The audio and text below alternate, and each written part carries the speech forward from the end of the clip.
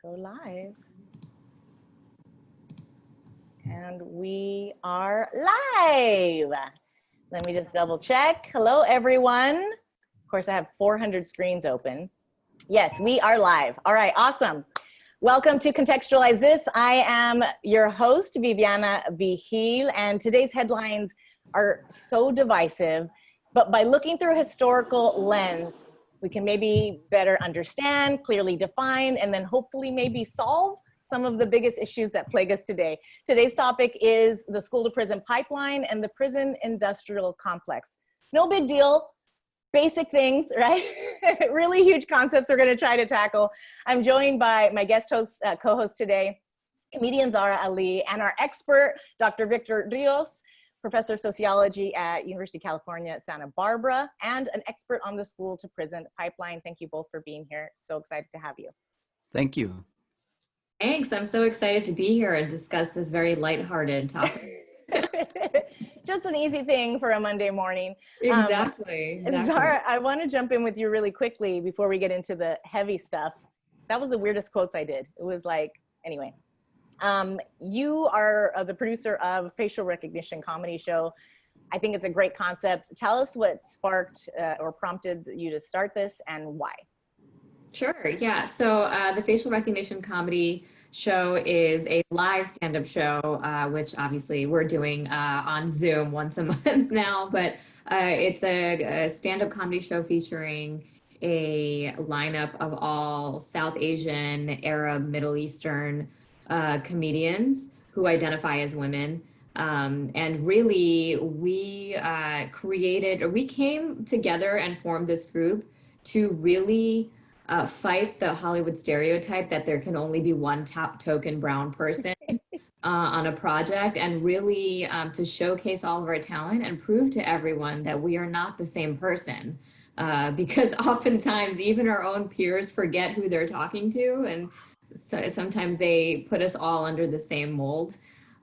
So it really started off as a meme, like we're with our faces. Right. It's like, hey guys, these are all of us. Please don't. We are not the same person. Yeah. Like, please don't congratulate me for someone else's Netflix special, but I'll pass along the message. And then, it garnered so much just engagement within the comedy community across the country. So we decided to just, why not create a show? And in the 2.5 years that we've been around, we're now nationally touring. We have residencies in New York and LA every month pre-pandemic. And then we also tour around the country. We have college tours. We do corporate events. We go everywhere. And the amazing thing is that it's brought, we now have a roster of good, like 25 strong, talented women. So, if one of us, if we're asked to do something last minute, we can always pull from our roster of really talented, amazing women. Amazing. Their talent. And really it's, instead of doing the Hollywood thing of Hollywood pitting us against each other, like 5 of us are competing for the one role in 3 years on TV. Where like we created this to bring each other together and lift each other up in the process. So it's been an amazing journey. Congratulations. I'm so excited. Dr. Rios, are you into stand-up comedy? Do you go to shows with your wife, a little date night? Absolutely. When we get a chance to go to LA pre-COVID, we were over there checking out folks. So it'll be I forgot you're rubbing elbows with Oprah up there in Santa Barbara. yeah. We'll ride in her limo to LA once in a while. Well, we'd love to have you, or at least just join the Zoom shows now. Yeah, absolutely. Well, let's get started into some lighthearted stuff. This broken and flawed criminal justice system has sparked an uprising across the country, globally, really. But how did we get here? Believe it or not, I did a little bit of research, Professor, and I found out that our current system was actually meant to be like a more humane approach as opposed to the public torture and execution that, was used through the 17th century. But in light of George Floyd's murder and countless others being murdered in the streets by the hand of what are supposed to be peace officers, we either have gone full circle or we never left our medieval roots. What do you think, Dr. Rios? Absolutely. And then when you bring in race into the equation, it's like, oh, allow those people that are browner, darker, blacker to be treated like in the 17th century. And then we push a system that's more humane and follows our philosophy of freedom, of human rights, but just for those that are not brown, black, indigenous. So we've always had a system that's dualized, one system that early on, it starts actually, the way that policing and mass incarceration begins is really right around the time of slavery when slaves would run away and squads of white men would go chase after them. Then after that, it formalized a police body, and it was just dedicated to chasing down runaway slaves. That's Then what I saw, after those little slave badges, those badges that are like slave patrol, and that's like the original cop's sheriff badge. Is that real? exactly the That's a real thing? activists, that's a real thing. It was a slave patrol, and that's how some of modern policing in the South begins. I mean, believe that a system, right, that is now killing unarmed black men and other men and women of color, has its roots and foundation in these slave patrols. And never mind what happens to indigenous people who are trying to protect their land. They get the impact of genocide. And then you go into the Southwest with Mexican Americans. It's a wonderful book called Gringo Justice. And this book by Alfred Miranda just covers this whole idea of how policing in the Southwest is created, not so much to control crime, but to control the so-called bandidos that were trying to protect their land, right? They were just trying to stay on their land that were there for generations. And all of a sudden they were like, get out of here. So a lot of this has to do with capitalism and the way that land is appropriated and taken away. We're going to need a reading list from you after this, that I can send to the viewers. Zahra, what do you know about the school to prison pipeline or the prison industrial complex, or what do you want to know? Oh, I mean, I don't necessarily know the early beginnings of the school to prison pipeline, but I am familiar that, a lot of Black and brown people before 1964, before the Fair Housing Act, were literally kept out of the suburbs. So they weren't really, since they were literally kept away from buying property outside of the city. And so that's where all these white neighborhoods spread, and they became the safer places to live. And also that's how, these houses, this generational wealth was created, one generation to another, to another, to another, because you pass down the family house. Yeah, property, exactly. equity. Equity. And Black and brown people they didn't have that opportunity until the 60s. And even then there was there's civil rights protests, all of that was going on. So really, even now we've seen with like the 2008 crash and all of that, like Wells Fargo and all these lenders were also they were discriminating against Black and brown people of giving them mortgages. So, or charging them at a higher rate. So it's like, if people can't even move to safer neighborhoods, if they can't even get approved for mortgages, how are they going to raise their kids in these good school districts, right? So I think that's all a part of it. And it really, it's kind of, it was very eye-opening that, the system was set up so an entire race or different, anyone who's non-white cannot have generational wealth. Like there are all these barriers of entry for them to even make a living. So, it's just crazy to me. So I think, from my perspective, maybe that's how some of the early beginnings began, where now there's just mass incarceration of Black and brown people because it's been happening for generations, because they haven't been raised in the environments where they could have been had they been given the opportunity, right? How'd she do, Dr. Rios? Did she do her homework? Oh yeah, absolutely. Sounds just like one of my intro to sociology students. So Oh, congratulations. yay. Thank you. I got good credit, and I'm not paying, and the supposedly right interest rates are 2.9. I got to tell you, like, I pay a lot more than 2.9, and sometimes I'm like, the only explanation is the skin tax. So Zahra, right on point. The other thing this creates is it forces, right, and historically the last 50 years, it forces Black and brown people into the inner city, into the downtowns, this is pre-gentrification. And then all of a sudden, white people are in the suburbs living the life, brown and black people are in the inner city, and policing units get created in the suburbs to protect white people, make them feel safe, and to keep brown and black people out. And then the inner city policing units are set up to make sure this population doesn't leave this pocket, right? What some scholars, believe it or not, there's a scholar at Berkeley calls it the urban condom, right? So you just keep people, right, in those places, and you don't let them out, and then you just entrap them. And schools, because they've been defunded over 50 years, end up relying on criminal justice for their resources, and that's when they implement some of these policies that are more like prisons and less like schools. Right. Absolutely. So I never heard that condom analogy. You're not supposed to be cracking the jokes. That's Zahra's job, Dr. Rios. No, I understand. I mean, at least you keep the disease out of the city. So I don't know. Whereas the condom analogy can also be like, okay, if you're putting a condom on top, like around the city, are you keeping the white people out? Because they're the ones who spread the diseases all over America. They brought the diseases here. They brought them here. They brought herpes. I'm sorry. Among other things, yeah, herpes, syphilis, you know, and you name it. Dr. Rios, I kind of want to jump into your history, your background, because it's so interesting. You actually went from the road to delinquency. You were actually a survivor of the juvenile camps up in Oakland, California. And then you get your doctorate researching the very system you were able to extricate yourself from. Is it surreal at this point? Absolutely. Like, you know, I turned 40 recently and people are like, oh, don't you have a midlife crisis? I'm like, absolutely not. You know, I got a double life crisis because I'm not supposed to have lived this long. I should have been gone by age 20. So I'm happy every day of my life. I'm happy because I wasn't supposed to be here.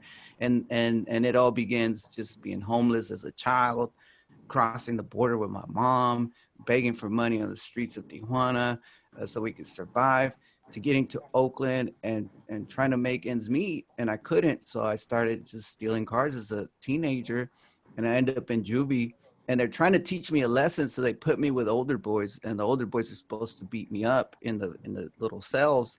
But instead of beating me up, they actually are teaching me how to steal bigger, better cars. So when I get out, I know how to steal like high performance American vehicles. And that ends up a cycle where I end up in juvie 3 times. And after that, I got lucky. A teacher saved my life. She took me off the street. She mentored me. She guided me and sent me off to college. And I was like, I got to study the homies that did not make it. I got to study the homies that are in prison or dead. I got to make sure that we don't continue that cycle. And that's what I dedicated my life to. You felt an obligation to you, to the community in which you came. Wow, that's you're quite the success story. Amazing. They should put you on the Wheaties cereal boxes. That's still a thing, and they should absolutely do it. Dr. Rios. He eats his Wheaties. He eats his Wheaties for sure.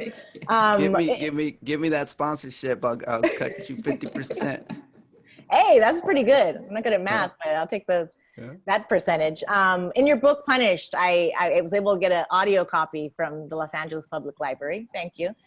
And you tell a story about monikers that kids are using to tag, and they're actually quite funny. Like, what are some of the funniest names that you've come across that some of these monikers, that's like nicknames that they use in, you know, urban kids use when they're tagging and stuff, and some in cholos and gangs use it as well. Well, yeah, for me, like Pañal is always a funny one. I had a homie named Pañal. Pañal means diaper. So we just called him Diaper, right? And then you want to know why. I mean, he was little, he was young. You know, he wasn't supposed to be on the streets, but he was, and he was little, and he was immature and very kind of just like learning. So everyone just called him Pañal, and that was his nickname. So that was one of the funniest ones I've seen out there. I'm sorry, can someone explain tagging to me? I'm thinking of like photo tagging on social media. This is how far I am. Yeah, Dr. Rios, I'll let you take this one, since I think you might have tagged yourself, right? No, you just on the wall, you know, the wall there, and you just, you know, unfortunately, school pipeline, you know, was a big chunk of it attacked kids in the like 80s and 90s that were writing on the wall in school, writing their neighborhood name, their moniker, their nickname, and all of a sudden you write something like boom, social justice, you know, or whatever it is on the Look at wall. Dr. Rios with And the then, visual graphic. Love this. and then Oh, he's a then super Zoom user right here. they come He was after on you. it with a button. Thanks. They come after you and they kick you out of school for tagging up your name on a wall instead of teaching you, like, hey, you know, learn from your lesson, wipe it down, community service, none of that, just kicking you out of school, zero tolerance. Kid ends up on the street, and then the cops are like, oh, why on the street? You're supposed to be in school, you're breaking the law. Snatches them up, puts them on probation, gives them the ticket, the judge puts them on probation, and the kid's like, whatever, I don't even know what probation is. Then, did you know that when you're on probation, they could come and search your house? If you're inside your grandma's house, they could search grandma's house. Whoa. And then they could just snatch you up. So you lose a lot of rights when you're on probation. Wow. And then you end up doing 2 weeks, then months, and then you break probation again. Then by the time you're 17, you're doing time in county jail. A lot of these kids, I follow them for a few years at a time, and I interview them once they're in jail or prison. I'm like, hey, do you know why you ended up here? They're like, nah, I never committed any big crime. It's just been breaking probation all these years. So we have a whole generation of our children that have been set up to go to prison, even though they never committed any major crimes. So just small infractions, tagging, you know, maybe they found drugs in the house or they're out drinking in public or something. And then that ends up a slippery slope into permanent institutionalization. Yeah, absolutely. What is insane to me is that this is just normal high school kid behavior. Like I've grown up around white kids, black, brown kids, and literally everybody does this. Everybody does drugs in high school. Everybody drinks in high school. Everybody's tagging or doing graffiti on the walls. And what's interesting is the black and brown kids suffer the most from it.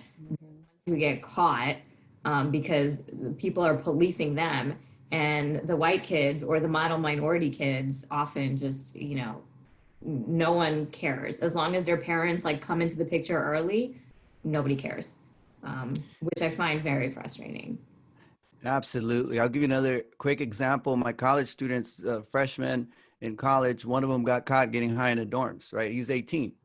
And I ran into him afterwards, and you know, his infraction for smoking weed in the dorms was that he had to pass around information to other students on the, you know, the health effects, the negative health effects of marijuana and other drugs. So I found him in a local community in Isla Vista, and he's handing out joints. And I'm like, Nate, what are you doing, man? Why you just got caught? Why are you handing out? Here, Dr. Rios, just take it. I know, man, I can't take it. He's like, just take it. So I grabbed him. I'm like, all right, I'll take it.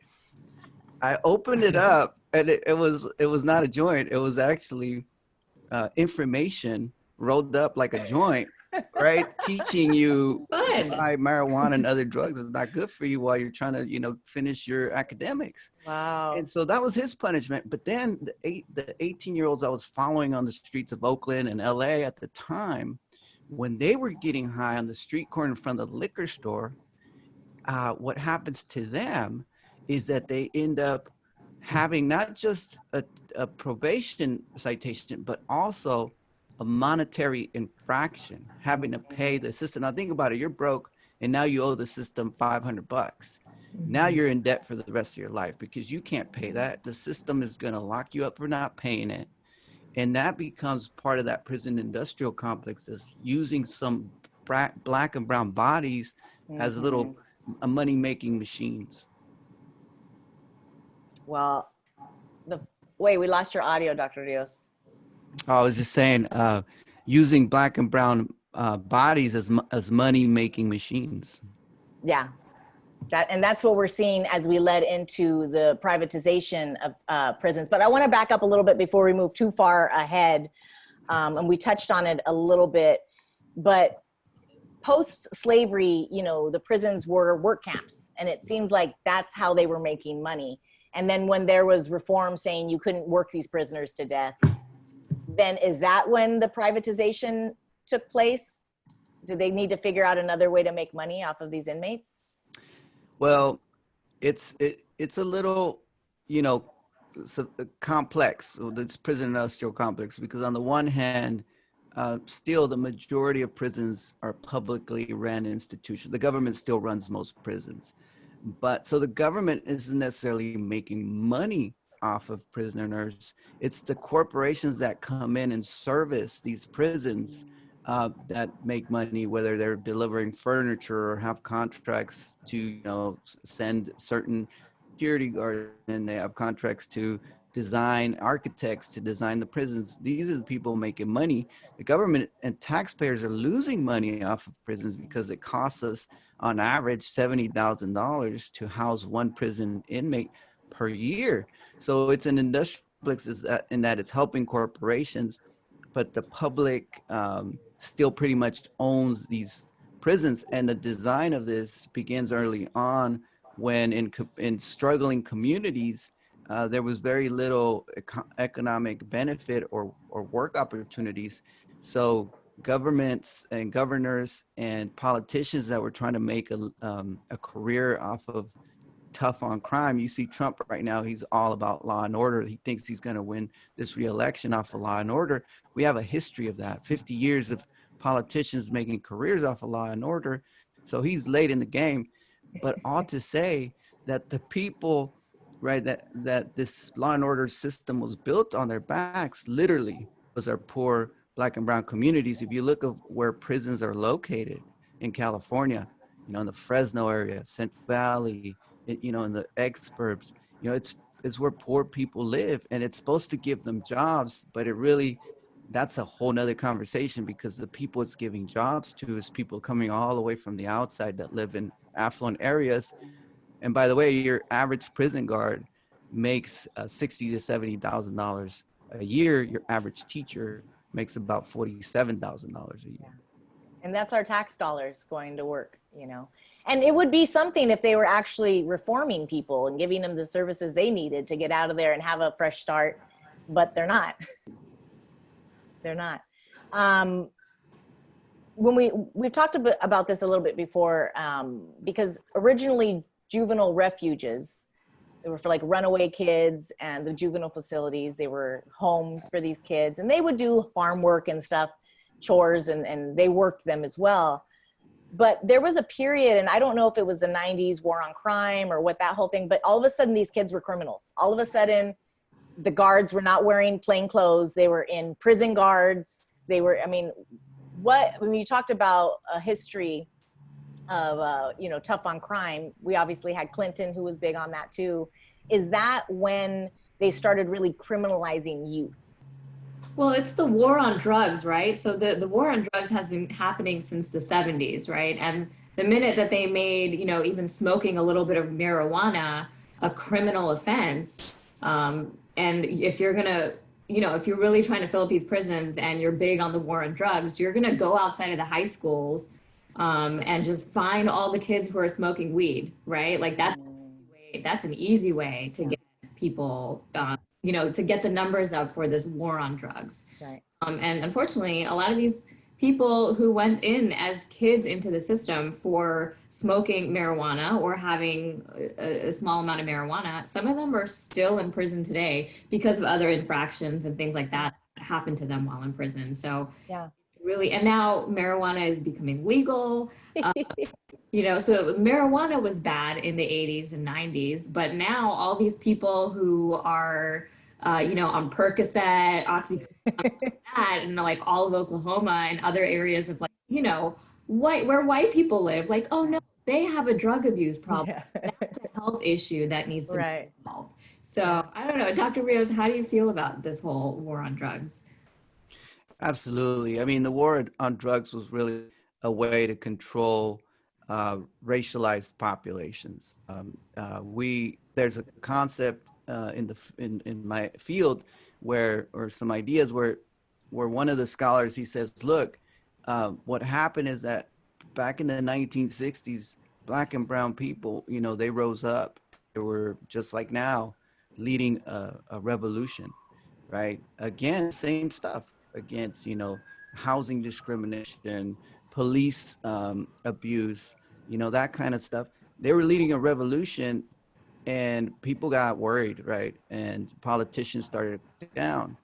And so one of the things that happens is the war on drugs is really a war on Black and brown people, because you had, for example, 1985, a law passes where federal law that if you had 5 grams of crack cocaine, which is like that much, like very little, um, you end up with 5 grams or more, you end up with a minimum 5-year federal prison Wow. sentence.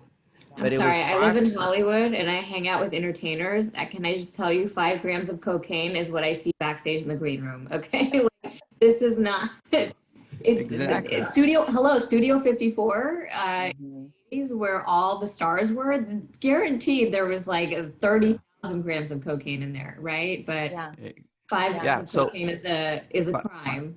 Of a 5 grams of crack, but 500 grams of powder cocaine would then get you the 5 year mandatory sentence. So you're starting to see, Wow. like you said, Zara, like who's using, powder cocaine, which is a lot more expensive, and crack cocaine, which is cheaper, and, same effects, the same impact on communities. And yet, Black people in particular are the ones that get mostly affected by this law. And you have a whole generation that gets locked up because they're either dealing, trying to survive, dealing crack, or using it and having a health condition. But no one's saying it's a health condition until, like you said, white suburban moms start to, take prescription meds. And then Yeah. all of a sudden, opioids, it's like, oh, now it's a health condition. So Yeah. I want everyone to be seen as having a health condition in our Mm. country when it comes to drug addiction, drug use, drug abuse. Right. And I'm appreciative of where we've come in society, where mental health is something that's actually talked about a lot. But what's interesting to me is that, you know, with Black and brown lives, mental health was never considered, where a bunch of housewives in the 50s and 60s and 70s, they were able to go to psychiatrists and therapists. Okay, maybe like those treatments weren't evolved, right? That was, if a housewife was acting up, if she was if she was overdosing on prescription medication, she was allowed to go to a psychiatrist. But Black and brown folks, they were never considered that, oh, maybe there is a mental health issue here. Yeah. So they were then sent to prison where, everybody, like a lot of people who were sent to prison suffered from some sort of mental health. And I think that's something that our prison industrial complex probably needs to consider, like maybe Mhm. Yeah. You with think? psychiatrists and mental health professionals to rehabilitate these people. Absolutely. And we've defunded the mental health system as well. Um, I was going to say something and now I forgot because that was a good point. But yeah, I feel like the war on drugs obviously is a biased system. But at the same time, when you're accessing, people of color are trying to access health. I mean, here's my sociology 101 term, Maslow's hierarchy of needs. When you're barely surviving, like Dr. Rios was trying to get food, trying to get shelter, the last thing you can think about is how to have your mental health together. You're just day by day trying to survive. So we can't even get those people to a place where they're ready to even receive therapy and services until we can get them in a stable place where they have their basic needs met so that they can start treating their emotional needs. I mean, I don't even know how to approach that at this point because there's such a chasm between people who are the have and have nots, and it's growing every single day. What's the solution, Dr. Rios? I mean, we've defunded this mental health institutions, and now, like Zahra said, these people are ending up in, the criminal justice system and not being treated with the right, services to get better, or to maybe they don't even belong in prison. Absolutely. We've had a 50-year run in this country of treating every problem of the poor through the criminal justice system, whether it's sending cops to schools because kids are gang banging and fighting each other, whether it's sending SWAT teams in the inner city because people are addicted to crack, cocaine, whether it's sending federal agents to cities where there's a handful of protesters that may, be part of breaking some windows. It becomes right a fix-all kind of system. And so this call to defund law enforcement is really about, what that means is that we have to refund, right? I mean it in both ways, like refund again, but also provide a refund, because we've been taxed and we need a refund, right? Our communities need to get refunded for what's been taken from us. So we need to give refunds to communities that have been affected by the criminal justice system. So, I've done tons of studies where I've given, like in one study, I gave some local young men that were caught up in the street life, labeled as hardcore gang members by the local police departments. And I gave them a job, 10 hours a week, $12 an hour at the time. This is a few years back. And I was like, look, the only condition, you're going to be my research assistant. And these are the guys that were supposed to be out there committing most of the crime, getting arrested in and out of the system. The only condition is you don't get caught up this week in the system. And then every week we started over. And these guys were making, not even $120 a week. That $120 was an incredible investment because it was preventing them from getting in trouble and also from getting caught up in the criminal justice system, because all those hours of police dealing with them, of them getting booked, of them doing time in the system would have cost taxpayers hundreds of thousands of dollars. And instead, here I am out of my pocket paying them $120 as an experiment to see what happens when you fund young people, refund our communities, as Father Greg Boyle puts it, who's this wonderful, wonderful leader of the largest gang prevention organization in the country. He says, nothing stops a bullet like a job. I feel like that's what we need right now too in this country. Obviously national leadership, that would be nice. But back to FDR era, alphabet soup, the CCC and the ABC, whatever all the different organizations were, because that provides jobs. In an economic depression, you can actually create jobs for the public. Instead of giving them unemployment, give them a job. If you don't want to give them the $600 a week, give them a job, and then they might be able to just function and have some self-esteem and have some pride in themselves that they can do more than what they've only seen around them, of their cousins and their friends, if they're all involved with gangs. Going into 3 strikes, you talked before about how a small infraction can get a kid on probation, do all these things. So what did 3 strikes do for that? Did that just ramp it up, pedal to the metal, throw these kids? I mean, I know one guy who literally only had a gun on him, didn't use it, 25 years in prison, just got out.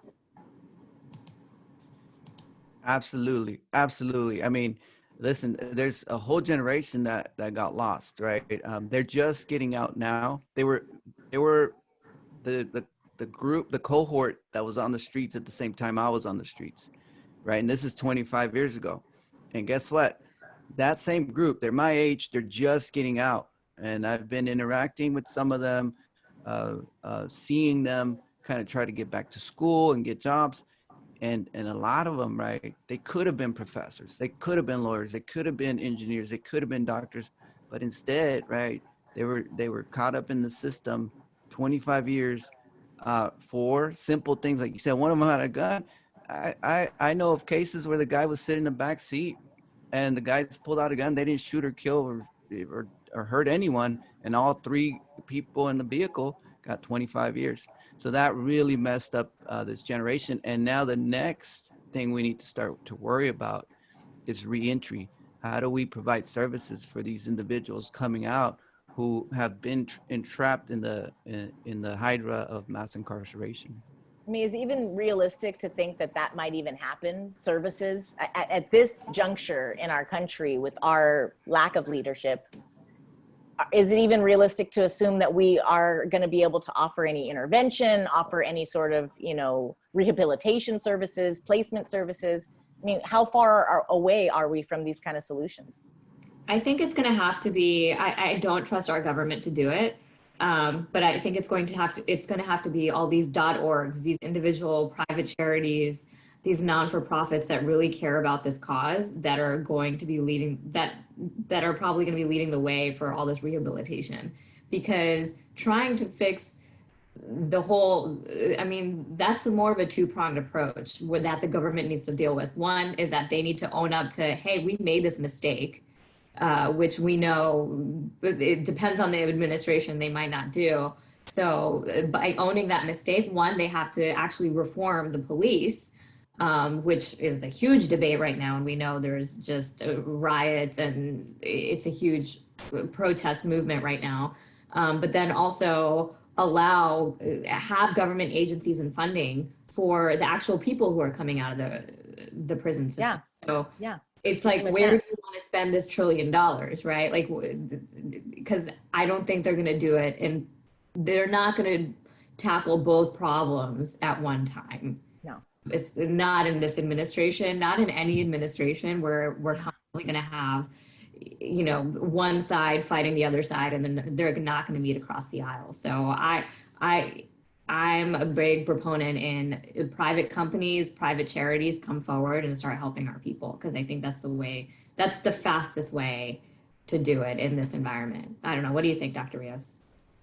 Absolutely. Absolutely. It takes a small group of just caring citizens to make change in the world. That's really the only thing in the history of humanity that has made change in the world. A small group of people that care about an issue, that are passionate and are going to change things. Listen, the government still has a lot of money. We still have the greatest economy in the world, and 1 trillion is a drop in the bucket. I mean, right now we are living in a welfare state. It's very ironic, right? Because really our country's run by conservative Republicans, and yet we live in a welfare state, in that, folks were getting that $600. Hopefully it'll continue to be given, right?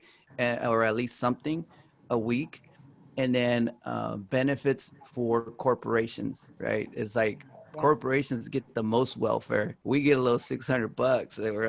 They're like, oh, these people are gonna be lazy. They don't gonna want to go to work. Look, they're just zooming and doing podcasts all day. Like, don't give them any more money. But the thing is that, we are living in a welfare state, right? The state is refunding us what appropriately belongs to our communities. So demanding that the government put out a $1 trillion, bond on refunding, right, poor communities, right, for education. Right now with Zoom, our kids can't get on Zoom. So let's pay people to go out and find them one-on-one social distancing, reaching out to their families, even if it is through texting or calling, but that there's one-on-one mentoring going on. Let's pay people to help. We need a team of essential teachers that are paid hazard pay, that are out there, that are healthy enough to take these risks and keep all of our teachers, because we need more people now than ever. The kids are really going to suffer from this. It's really scary, really frightening. Absolutely. Absolutely. I do want to say that I'm actually very proud of the kids because, and maybe because they're affected social media wise, but when Trump threatened to ban TikTok, all the Gen Z and the younger kids, have you guys heard about it? They all went to Donald Trump's app for the presidential campaign, and they all gave it 1 star because a rating of 1, the Apple App Store will take the app off the platform. So I'm so proud of these kids. And they were the ones in the streets. They were the ones behind this uprising. I have a lot of faith in the future. But it's really the brain power, right? So if you have that mental capacity to run the streets, you could divert that same energy to something like this, which is amazing. But also, if you could direct it toward becoming a doctor or engineer, or becoming the creative artist that you are. So or a professor of sociology at UCSB. Yeah, absolutely. We had our own success story right here. Well, we only have about 20 minutes left, so I do want to talk more about the school to prison pipeline and interventions. And then also, really how we police our youth. We literally have metal detectors. We have cops armed. I sent Zahra an article about a little girl that's in jail right now. I mean, a teenager. And what was it? She didn't do her homework. I mean, and she's virtual learning. She's not even. How? They arrested her for not doing her homework, which I don't. and wouldn't let her out. The judge would not let her out. Yeah. But Yeah. and guess what color she is? Black girl. Yes, Yep. she is. Yep. Mm-hmm. So how do we police youth? Is it even necessary? Do we need to not have cops in the school? Does that already make kids feel like they need policing? No. Hold on one second. I got to pick my nose real quick. Okay, I'm back. All right. So listen. My students, they're Black students at UC Santa Barbara, cream of the crop, top California high school, students. They show up to UCSB, and a lot of them, we had this town hall with a lot of them. They report that when they see police officers on the university campus, they get anxiety. They get stressed out. They don't want to, unfortunately, we have a deep history of some police being violent towards our communities. And because of that history, we need to start slow, right? It's almost like someone commits domestic violence, you can't just let them back in the house. They better get some reform. They better pay their dues before they go back in the house. Same thing with police. It's like, do your reforms, let's see what transformations you've caused and also develop new ways of policing so that people feel safe. Meanwhile, my perspective is keep them outside of the boundaries of school, bring in people that can deal with conflicts and issues inside of school. Like, for example, in high schools, I call them success coaches, not security guards, success coaches. You change the way you even define who's solving the problem. Hey, you yelled at the teacher, you cussed her out. You know what? You need to talk to your success coach. Success coach shows up. He's a BTDT, been there, done that. He's from the community, from the hood, got an education, comes back, has a degree. And now he's counseling. Now he's teaching restorative justice. Come on, let's talk about how you shouldn't cuss out your teacher. Let's sit in the beanbag room. Let's meditate. Let's be mindful. Let's reflect. And now go back and apologize to the teacher.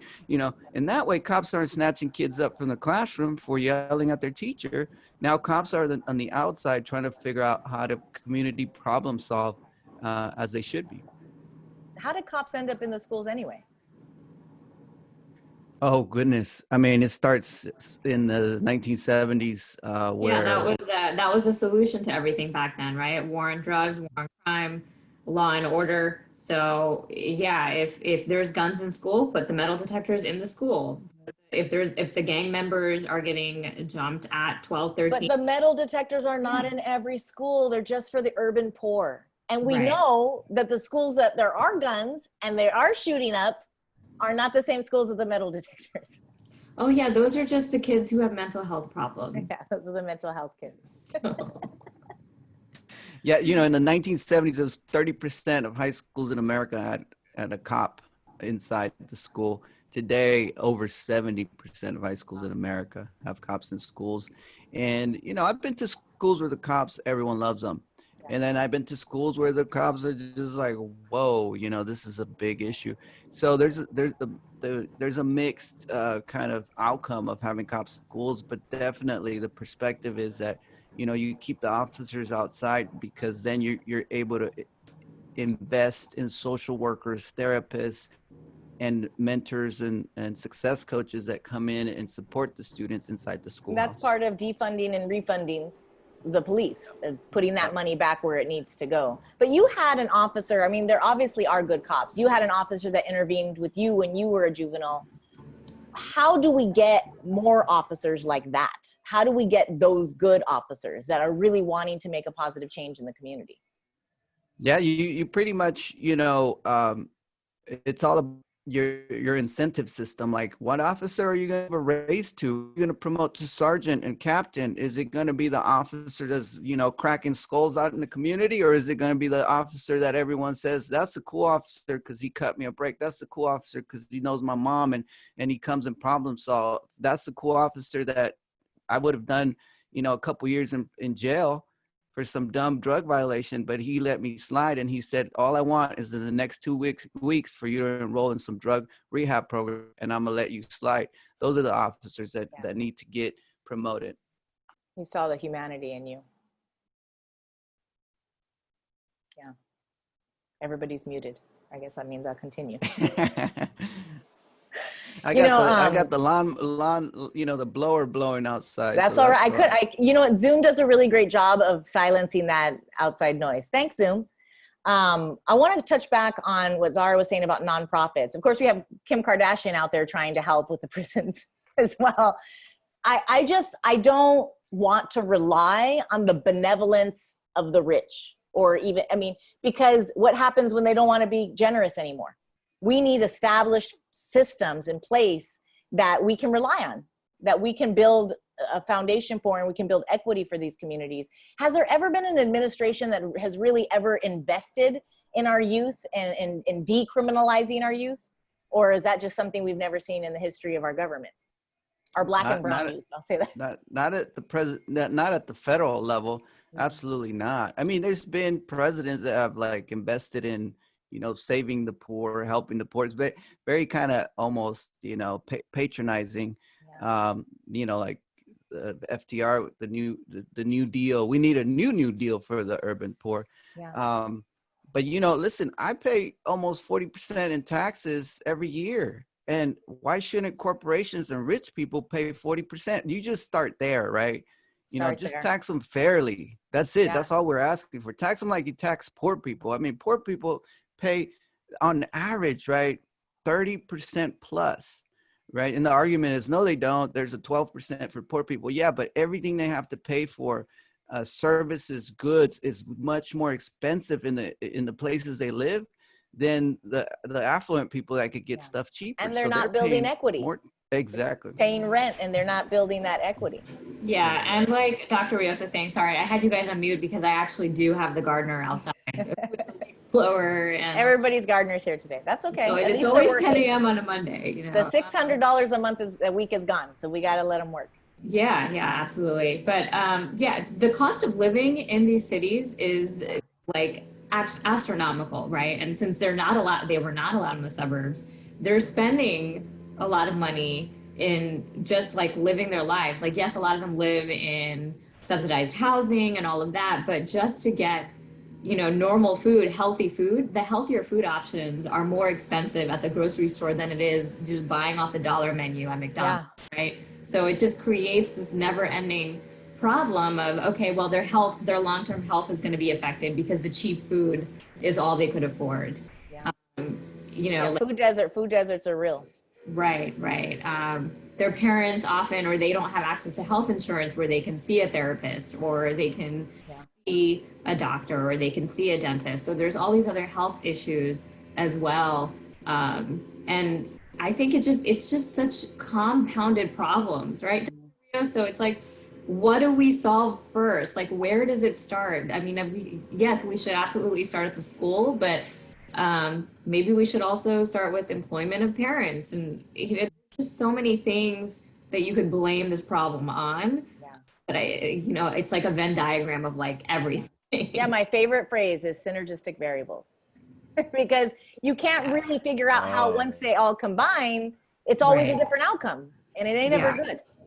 Yeah. Did I get points for that, Dr. Rios? Absolutely. I'm gonna go look that term up. I don't even know what that means. I learned it in my statistics class. Because nothing exists in a vacuum. So you have a problem, you miss it, you mix it with another issue, then it just blows up into something bigger. Going back to exploiting the prisoners, we have prisoners that are out there fighting fires, not getting paid, risking their lives. Is that something that should be allowed? Isn't that exploiting them just the same as if you're putting them on a chain gang? Absolutely. I believe in providing folks opportunities to develop a skill set. Let's say they were in that fighting fire program, and then there were opportunities for them to become firefighters in their local communities once they were released. Perfect program. Unfortunately, they get released and they're like, I put in 2 years fighting fires and I now have lung issues, and they go apply for a job at the fire department, and the fire department's like, you got no skills. And so providing them a solid skill set, right, a credential, that will allow them to then further their prosperity. Absolutely, you know, so those opportunities are crucial, but we have to add credentials and again, incentives for them to be able to live a good life after they get out. Yeah. Yeah, I understand that there's, I'm sorry, go ahead. No, go ahead, Zahra. Go ahead. Like your podcast. No, you're my co-host. Go ahead. You're doing a great job, by the way. So Fantastic. thank you. So there's a lot of corporations that benefit from using the prison labor, right? Do any of these corporations offer these folks jobs once they come out of prison, right? Like there's Victoria's Secret, McDonald's, Wendy's, JCPenney, Kmart. Like there's a lot of the major corporations are essentially benefactors. They're helping the prison industrial complex, but they're also benefiting from the free labor. So what are they doing to actually help reform and rehabilitation? Are they even being held responsible at that point? No, because it's all like, you know, subcontract. So like nobody knows that it's really, you know, Victoria's Secret, right? It's almost like it was just a subcon. And so the other thing too, though, is that there's private prison corporations that are building private prisons, mostly for capturing and holding undocumented peoples, and including children, right, that we see in the news.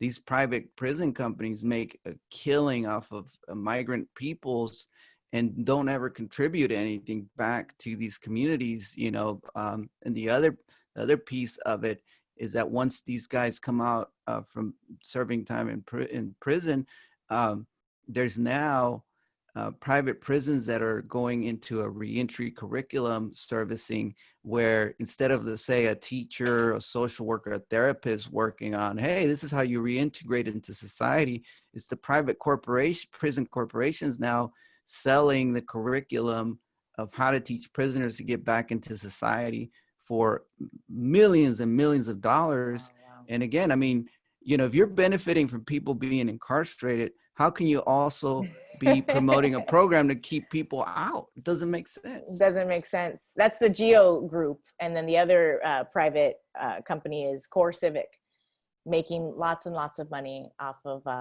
exploiting Black and brown bodies, for sure. And, you know, vulnerable populations who have been criminalized for essentially a lack of paperwork. They just don't have the proper paperwork, put them in a prison. Going back to policing our kids, you know, oftentimes these kids, Black and brown boys especially, get tracked as being problems early on, sometimes in elementary school. And then that just follows them. They don't let them participate in extracurricular. You know, the bad boys don't get to be in the ASB or sports. You know, there's all these rules. And it seems to really already put them in a place where they don't have a chance. And you talk about words being really powerful. And I know you use a phrase called at promise. And I think even just using that language, can you break that down a little bit?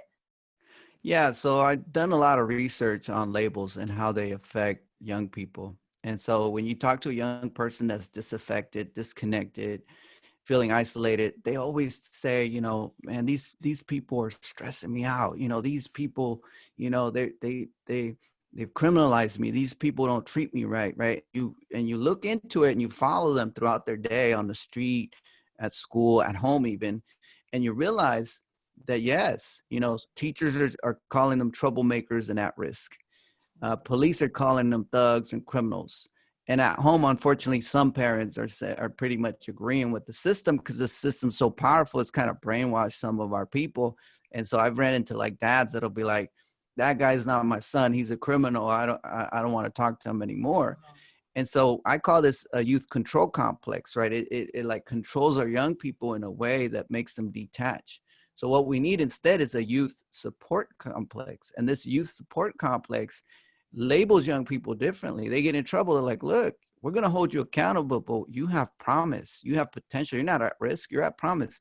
And we're going to work with you to bring you back up, to learn from your mistakes. So changing the labels, they're not dropouts. They didn't just all of a sudden, right, decide I'm just going to jump off a cliff, right? They're push outs. Someone decided in the system, we don't want you in school anymore. We're going to push you off that cliff. Right. are there any countries in the world who have had a system like the school to prison pipeline that eradicated it? How do other countries police their youth? Well, unfortunately, you know, the United States is a global leader in punishment. So like countries want to be like us. Like El Salvador took some of its, you know, anti-gang crackdowns from the US directly. You know, other countries have done that. There something happened in Spain though, where in Barcelona there was some gang violence from some of the youth that had, you know, migrated from South and Central America, and there was gang violence that started to happen in Barcelona, Spain. And the local government there said, look, we're going to pay you guys to no longer commit crime. We're going to give you a community center, and you're going to get like the $600 a week, right? Payment. You're going to get a payment every week. Yeah. And then, but if you commit crime, we're going to cut it down. So these kids, they got smart. They're like, oh, let's not fight. Let's join forces. Let's join together, build the community center. And crime radically went down. Where in Madrid, Spain as well, they were like trying to follow the US, you know, crack down on these immigrant criminals, and their violence exploded. So here you have, you know, an example of what happens when you invest early on. Yes, it's a risk you take because you don't know if these people are actually going to follow their agreement. But many times I found they actually come through. Yeah. You just have to believe in them. Mm-hmm. You know. Well, I think it's also, you know, it's going to cost money either way. It's going to be an investment. So do you make the investment early and take that risk, or do you pay for all the violence after the fact, right? So I don't think it hurts to go with what Barcelona did, right? Like really invest in a community center. If it doesn't work, it doesn't work. At least you tried, right? But we've seen it works though. We've seen it works on a micro level at the very least. It's just they don't want to invest in those programs because the government, who's making money off of other things because of capitalism that Dr. Rios mentioned in the very beginning, they don't get anything out of the you know, inner city doing better. It doesn't help them at all. They don't really care. It's just money they never get to see again. They rather keep it in their pockets. Maybe is build a mega corporation that benefits off of, you know, developing community centers that are doing good for the community, right? And then all of a sudden, you know, the incentive system changes. It's like, oh, now you could make money off of doing good for people. Yeah. It's like, you know, Bomba socks. You buy one, you know, homeless people get a pair. People want to do that. You know, the social entrepreneurship thing is a big thing. And so incentivizing that piece, I find I'm cynical about it, right? I'm being cynical, but I think there is something to say about getting these Generation Z in particular. I don't got a lot of, I'm going to say this, gosh, I can't believe I'm going to say this. Millennials, y'all got a long ways to go. But Generation Z, this is a call out to you. Hey, y'all are doing great. Keep it going. Social entrepreneurship that really incentivizes giving back to the community. Hey, I will say millennials created Tom's and Warby Parker. So and Bomba. Millennials aren't that bad, okay? I'm personally I'm joking. We're trying. She's offended, Dr. Rios. I'm kidding. You know, you saw me I track back some of the stuff I was going to say about millennials. You know, it's back to the synergistic variables, right? You have underpaid teachers, you have defunded schools, you have labels being put on these kids and being tracked. You know, my nephew, Santiago, he wanted to be a school mascot. He wanted to get involved, and he had some trouble with his teachers. He, you know, they wouldn't let him because he had bad citizenship, and then he just stopped caring. Then he didn't want to get involved because it was a system that didn't include him. And so when we start doing that to our youth, then they're not going to engage. And, you know, he comes from a very strong family, and so we push him. But if you don't have that background, these kids just fall literally through the cracks. Not fall, they're shoved through the cracks and left, you know, underneath on the bottom. It's a tough situation, and it's going to take a lot of people caring. I am really excited about Gen Z as well. And, you know, hopefully we can get some more organizations like Zahra said. Maybe that's the only hope we have, Obi-Wan Kenobi style. Oh, but just a quick perspective on millennials. They've done great. They were considered early on. They were called no, they were called the trophy, a generation, like in the me generation. People wrote books about it. I actually used to fight it a lot and used to show my students who were millennials at how their generation was empathized. I'm sorry, wired to empathize at a global level. Right? They're the ones that created the whole social media thing. They've done great things. The only thing is that they're broke still. But pretty We are soon, broke, man. I Yeah. still have student loans. Like what? yeah, pretty soon y'all are maturing too, and pretty Yeah. soon they're actually going to be wealthy and wealthier than the baby boomers, because a lot of those baby boomers are going to, and then once that happens, they're going to pass their wealth over to the millennials. That Millennials are going to have generational a lot. wealth. Hopefully, Yep, hopefully. a lot of money. So they got to do the right thing, because usually, you know what happens to people. They get a little money, they forget about you. Yeah, They forget exactly. about where they come from. They forget about they used to even be protesting at Black Lives Matter protests. They forget. Now they get conservative and go to the suburbs again. Yeah, it's really refreshing to hear a professor talking about supporting defund police and abolish ICE, and really speaking intelligently as to why that is the solution to a lot of our issues. So thank you for taking a stand, because I'm sure you get pushback as well, Dr. Rios, about that. You know what's funny? It's interesting because I've been on Spanish-speaking media saying, Las vidas negras cuentan, Black Lives Matter, and the people I get the most pushback and trolling from are actually Latinx people. They're like, "What Yeah, about us?" And you right. know, you What about know, the kids in cages? Right, right. yeah, and then Yeah, and even worse stuff, that's kind of racist sometimes. So yeah, absolutely, I don't even check my comments or some emails now, because people are always going to come at you crazy. And it's like, yeah. luckily, this happened to me at a young age, being on the streets where some people were not healthy for me. They were toxic, and I had to learn to stay away from them. And it's the same way in this world. You just stay away from people that are toxic. You Don't have read the to. comments. Yeah, never Yeah, read comments. It's never good for anyone's self-esteem. Don't do it. It's absolutely. it's a rabbit hole you don't want to go down. But we do need to work on your social media, Dr. Rios, because we want you to be the next Dr. Cornell West, speaking the truth Well, out there. thank you. Thank you. Yeah, I'm gonna grow a little fro, and then, just, No, your or, look is perfect. No, Keep the you look. already have the presentation down. Like you wore a blazer today. Like, he's ready. He's ready for prime time. thank you. By the way, in the time we were on this call, NBC reached out to me, so y'all already getting me some benefits. So Oh, I Hey, guess I they gotta must have seen. They must cut you have a seen that. percentage. we did it. You are so welcome, Dr. Rios. Well, I can't wait to see you on MSNBC. Thank you both for being here. Zahra, you have any other questions or comments? You want to plug anything when your next show is going to be? Just follow me on social media. It's really Zahra. Zahra is spelled Zahra. That's where I post all my shows, all my jokes, all my rants. Just come and follow me. That's all. What about you, Dr. Rios? Anything you want to share with your fans? Well, thank you everyone for being on the call, and just for listening, for having an open mind.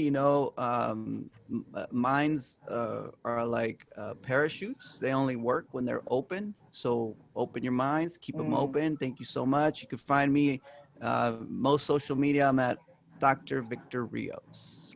Awesome. And thank you guys both for being here for my maiden voyage of Contextualize This. I appreciate it. Hopefully you both can come back. There's lots more things to contextualize. Next episode, episode 2, we're bringing on Dr. Liana Hidalgo, and we're going to be talking about street vendors and abolitionist marketplaces. It's going to be a really great show, so make sure you tune in. Hopefully in the next couple of weeks. This is the soft launch, so I appreciate you guys being here and getting us started. That's great. And especially why we can get Dr. Rios before he's, a shooting star. Well, thank you so much for your support. It means a lot. Yes. Thank you both. And then Thank we'll stop streaming. Thanks guys for watching. All right. Appreciate it. Bye. I appreciate you both. We're stop that was streaming, good. but I'll say goodbye. Yeah. That But we're was still good. Thank recording. you. Hold on. Oh, that is good. Yeah. So